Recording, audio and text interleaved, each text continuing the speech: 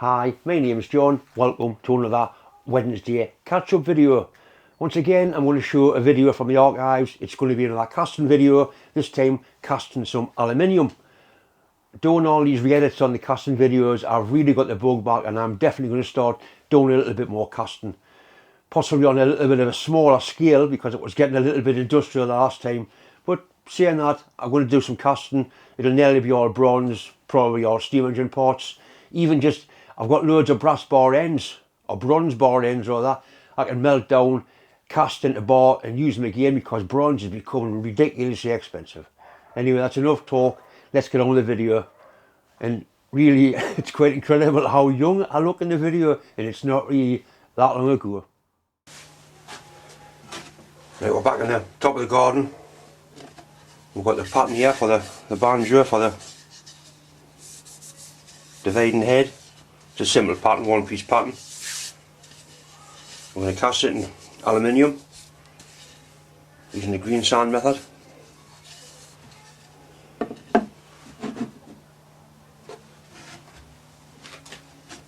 The first thing people are going to say is the sand's not green, the sand's sand coloured. The green refers to the moisture content of the sand.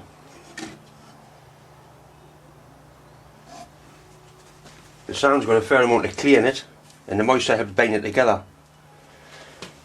When you're checking your sand, you want to squeeze it with your hand like that, and it should break nice and clean, and also rub off your hands. You don't want the sand too wet. If you get the sand too wet, you run the risk of having a steam explosion when you pour the metal.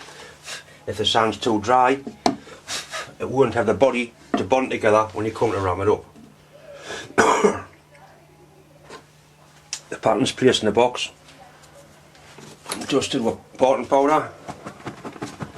This stops the sand sticking to the pattern. Good liberal dousing.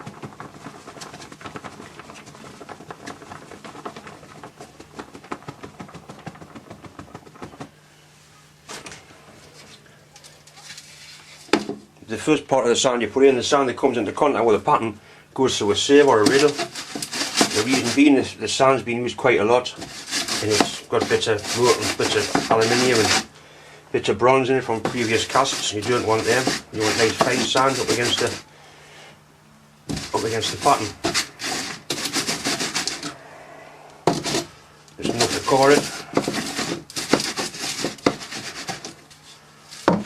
And that's gently firmed down to hold the pattern in place.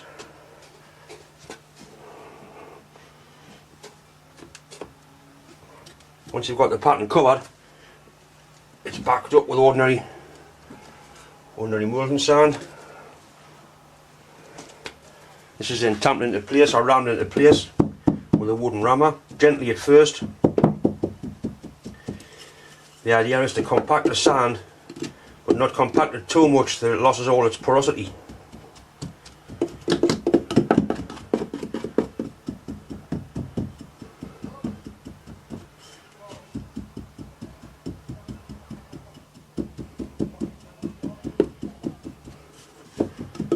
Pay particular attention to the corners of the box. Once you get the first layer in, you can start to give it a tamping a bit harder.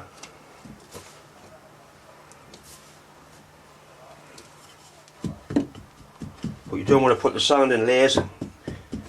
Keep breaking it up with the pointy end of the rammer so it keys together.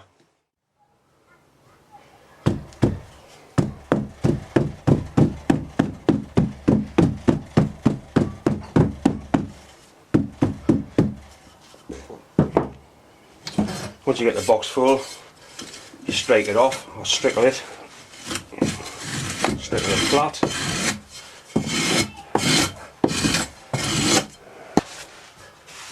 You put some ventilation holes in the sand just to improve its porosity. It also gives you a good idea of how hard you've got it rammed. That feels pretty nice.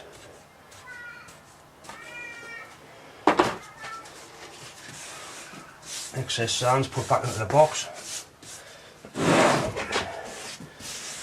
Saves a lot of the mess.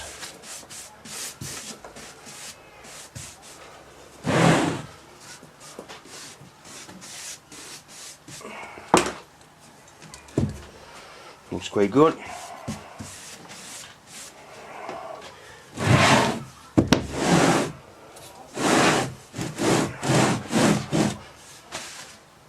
Looks nice.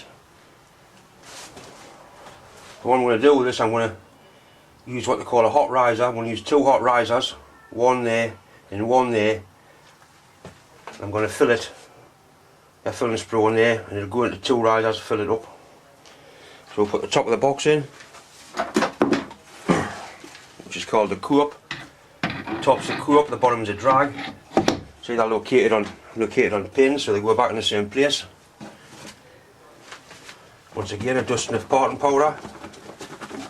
You can use talcum powder. This is the proper stuff.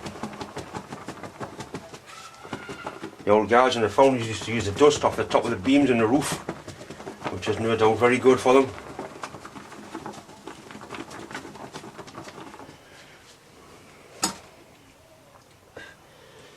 Right, so what 2 risers putting in, I'll put them in now, and then what sprue can go in later.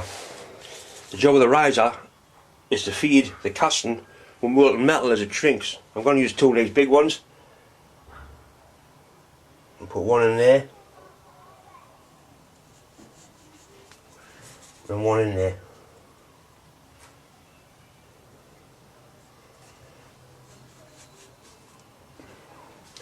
What we'll do now, we'll backfill the mould.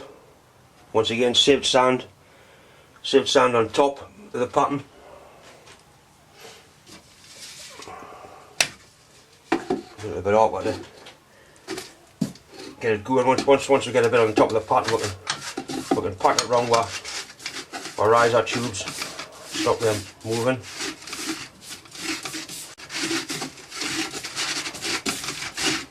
A bit more.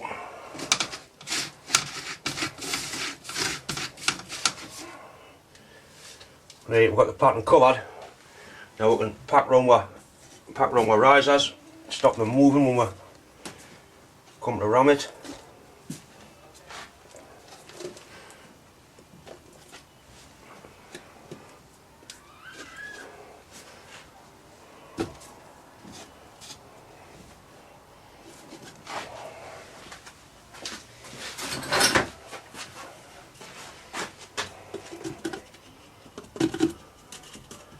Once you get the sand tamped down, it's surprising how they stop in place quite nicely.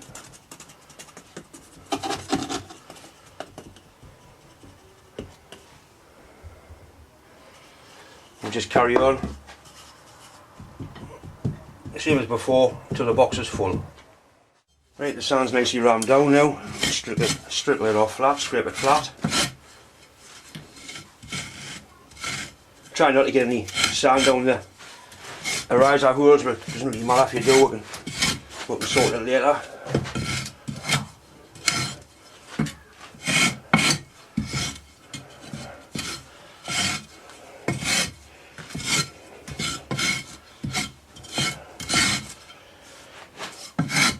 Right, that's reasonable. Some vent tools in, top of where the pattern is, help it breathe.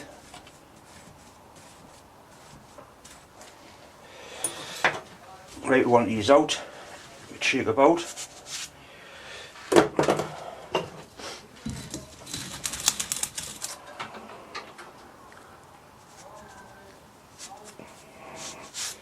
That's them. So again, scrape it off flat.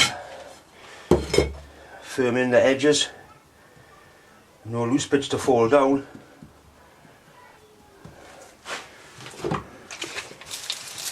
Drop of water just to make it easier to stick the grains together. Right, now we want a hole for the metal to get in, that's called a sprue. A thin wall stainless steel pipe makes an excellent sprue cutter. One about there.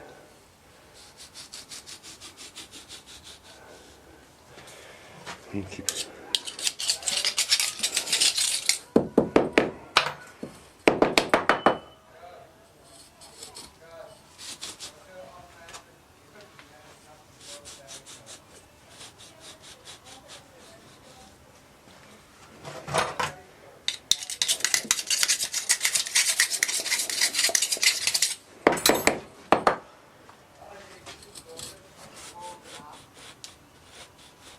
check that depth. The full depth of this pipe's just deep enough.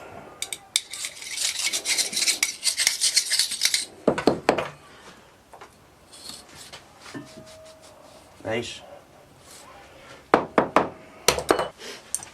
On top of here I want a funnel cutting, a basin, a pouring basin. Need a basin cutter or a little spoon. It's a new spoon but the wife doesn't know.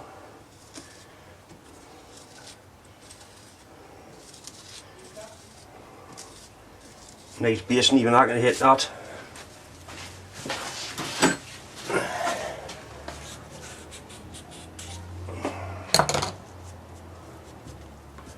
Need loose bits of sand. But if you remove now, this will fall in when you pour the metal.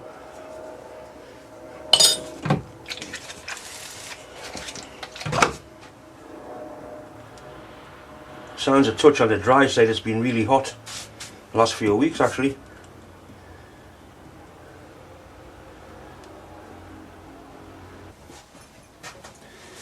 Right, it's time to get the box apart. As one or two people have asked us where I get my moulding sand from. I actually get it from a casting firm which is maybe 20 or 30 mile away. I found if you go and approach people in the right way and explain to them what you're trying to do, they're only too happy to help you. If you take a bottle of whiskey, that really helps.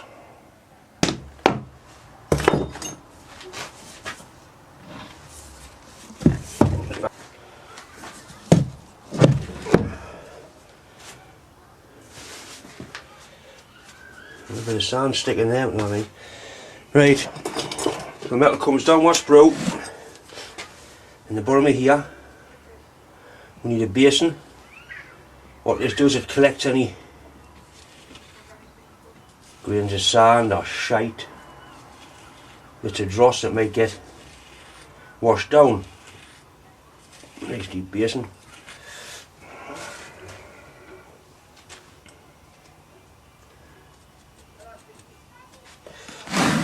Sand away.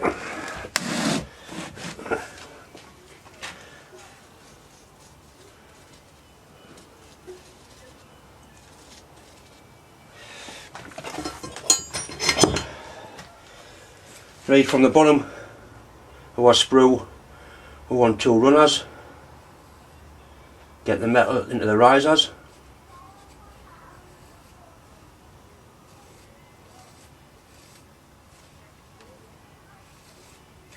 Like that. Same on this side.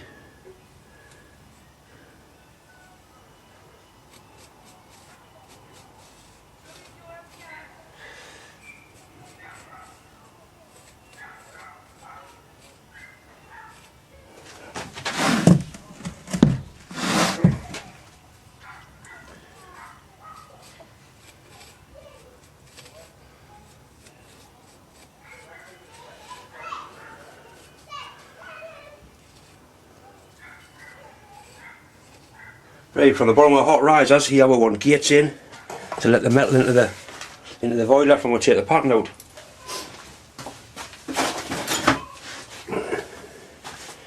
Decent sized ones. Like that. One in there like that.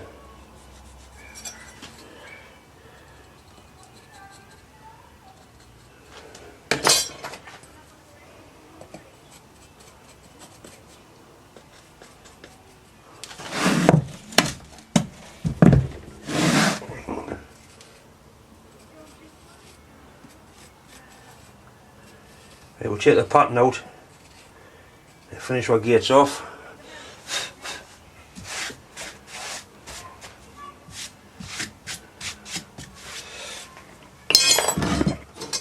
Take the pattern out, there's a couple of holes in, you put lifting screws in, give it a little bit tap about, it's called wrapping, loosens it off.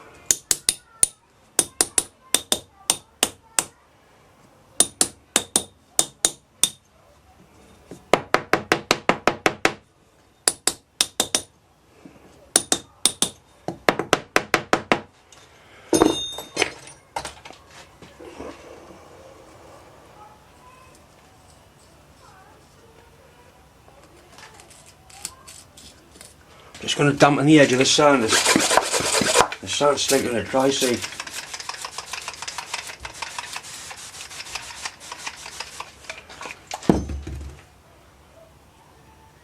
Just to make it a little bit stronger around the edges.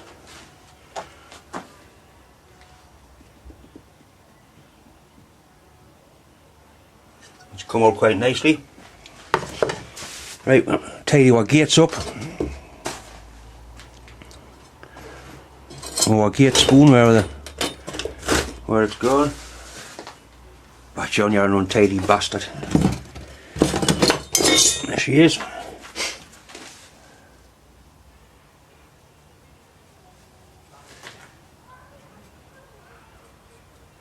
Any loose bits of sand, get them out now because they're just going to fall in.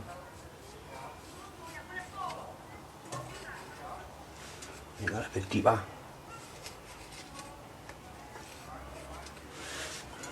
Right, so any loose bits of sand, you want them out now because they're just going to fall in and spoil the job.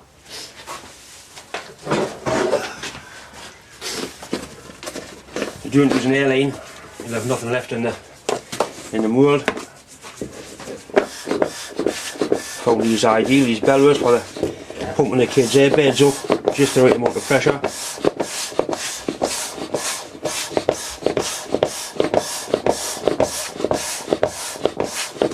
You see any loose bits, get them off because they'll just fall in.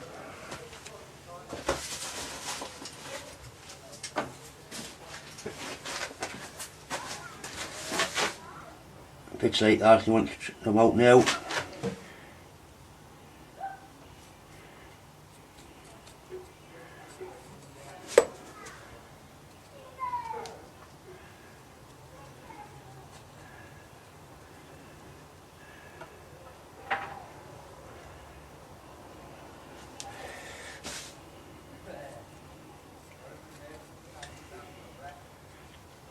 Quite a bit of that potting powder on the top of my head.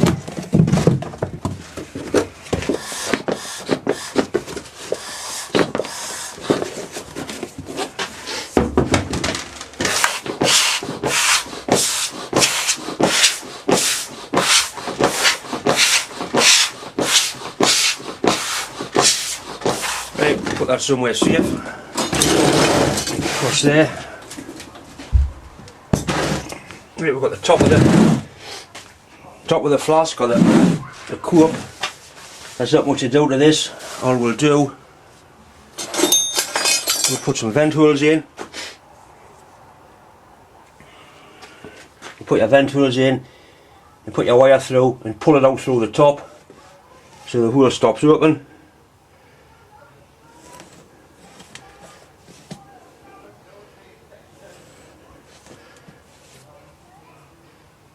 Couple in there because that bit's going to get machined out.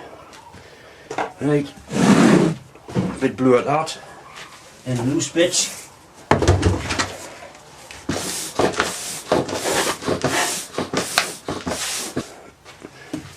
Oh. Making sure it goes together the right way. Paint marks on the boxes. That's wrong, I had it right before. Bastard's going to fall apart here. Right, that's going to go on top of there. Final look.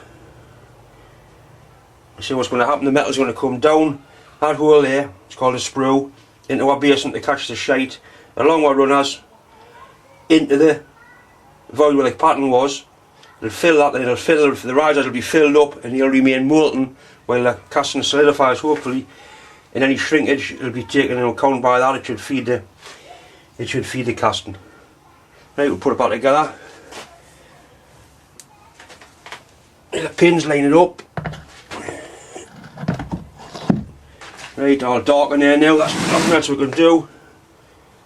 We'll light the furnace and get our board.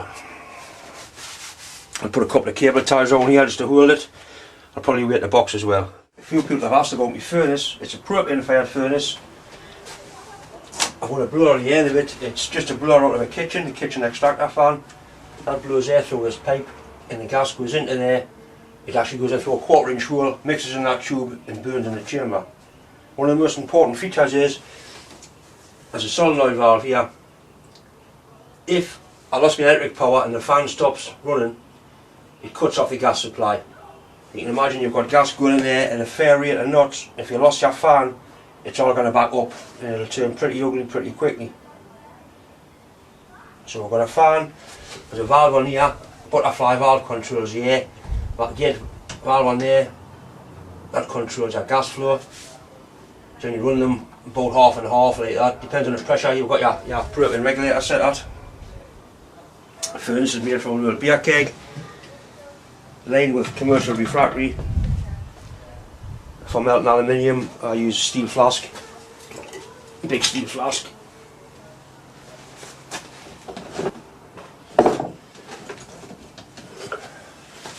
For casting bronze I use a ceramic one, and quite a bit of bronze casting as well.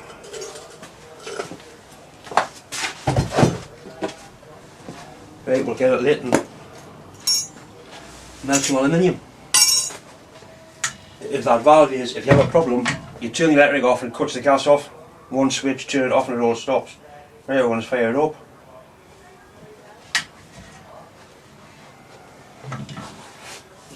A bit of rag. I set the fan away. Gently put the gas on. Hear it light there.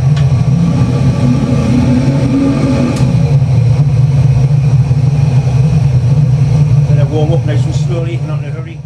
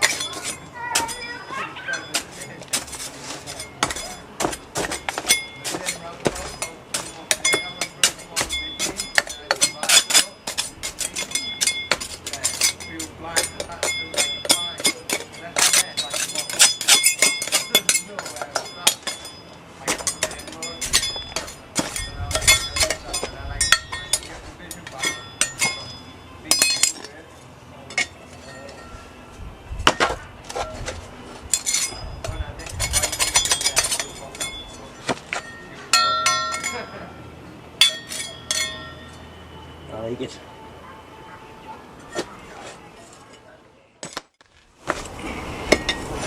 You see that the metal's come down there into that bowl. It's collected any shite along that runner into the mould cavity, and it's filled those two risers up, and they've fed the castings. It cooled down, and you see how the top shrunk in, so it's cooled down. They've remained molten while that's solidified. You can even see the little vents were put on it. The little vents were put on there to fill them right up. And when I put two on that in, as a hole gets bored in there. Nice and flat, no shrinkage. And the best thing is these little raised areas have come out quite nicely. Very happy.